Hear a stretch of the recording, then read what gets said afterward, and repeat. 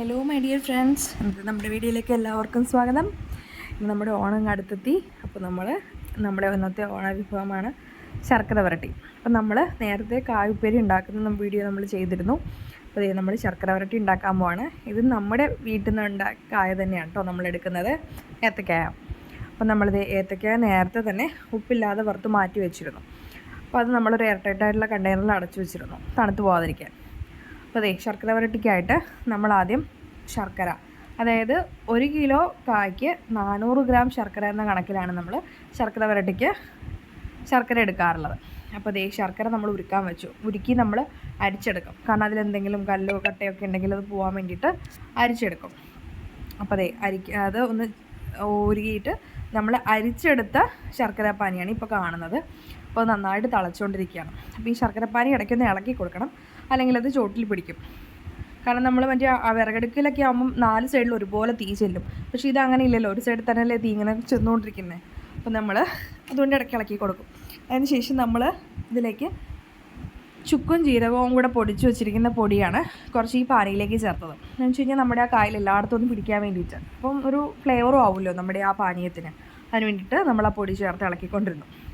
എന്നിട്ട് നമുക്ക് കായിടാനുള്ള സമയം ആയിട്ടില്ല കേട്ടോ, അത് ഒരു നൂൽ പരുവാവണം. അപ്പോൾ നമ്മൾ ഇളക്കിക്കൊണ്ടിരുന്നു.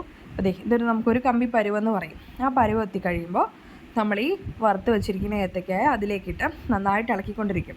ഈ ശർക്കര വരട്ടിയുടെ മെയിൻ ഹൈലൈറ്റ് എന്ന് പറയുന്നത് തന്നെ നന്നായിട്ട് ഇളക്കണം. അപ്പോൾ നന്നായിട്ട് ഇളക്കി ആ എല്ലാ കായിലും ആ ശർക്കര പാനിയെ പിടിക്കുന്നുണ്ട്. അപ്പോൾ നമുക്ക് കാണാം അത് നന്നായിട്ട് ഇളക്കണം. അങ്ങനെ ഇളക്കി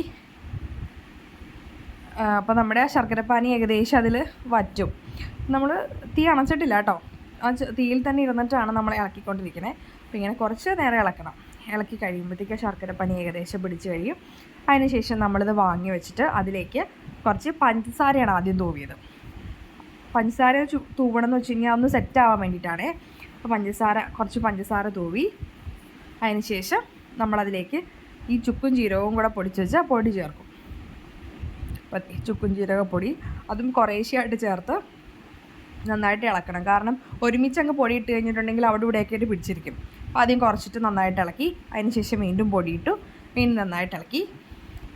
അപ്പോൾ ഇങ്ങനെ നന്നായിട്ട് ഇളക്കി കൊടുക്കണം. അപ്പോൾ ഇങ്ങനെ ഇളക്കി അത് നല്ല സെറ്റാവേ. അപ്പോൾ നമ്മൾ എന്തെന്ന് ചെയ്ത് കഴിഞ്ഞാൽ ശർക്കര വരട്ടി ഇതുപോലെ ഉണ്ടാക്കി കഴിയുമ്പോൾ കുറച്ച് നമ്മൾ തീയിൽ കാണിച്ച് പുറത്തേക്ക് കളയും. അതുപോലെ തന്നെ വടക്ക് ഭാഗത്തേക്ക് നമ്മൾ ഒരു ശർക്കര വരട്ടി എടുത്ത് കളയും. എന്നുവെച്ചാൽ ഗണപതിയെ സങ്കല്പിച്ചും ഭൂമിദേവിയെ സങ്കല്പിച്ചും, അതായത് നമുക്ക് എന്താ പറയുക, നമുക്ക് ചീത്തയൊന്നും, അതായത് കണ്ണ് കിട്ടാതിരിക്കാമെന്ന് പറയും പണ്ടുള്ളവർ. നമ്മളങ്ങനെ ചെയ്തു. അതിനുശേഷം നന്നായിട്ട് ഇളക്കി വീണ്ടും. അപ്പോൾ അത് ഏകദേശം സെറ്റായി. അപ്പോൾ നമ്മുടെ ശർക്കര വരട്ടി, ഓണത്തിനുള്ള ശർക്കര ഉപ്പേരി റെഡിയായി. എല്ലാവർക്കും വീഡിയോ ഇഷ്ടമായോ? ഇങ്ങനെയാണോ എല്ലാവരും ശർക്കര വരട്ടിയൊക്കെ ഉണ്ടാക്കുന്നത്? ഇഷ്ടമെങ്കിൽ ലൈക്ക് ചെയ്യണേ. ലൈക്ക് ചെയ്താൽ മാത്രം പോരാ, ഷെയർ ചെയ്യണം, കമൻറ്റ് ചെയ്യണം, സബ്സ്ക്രൈബ് ചെയ്യണം. Thank you.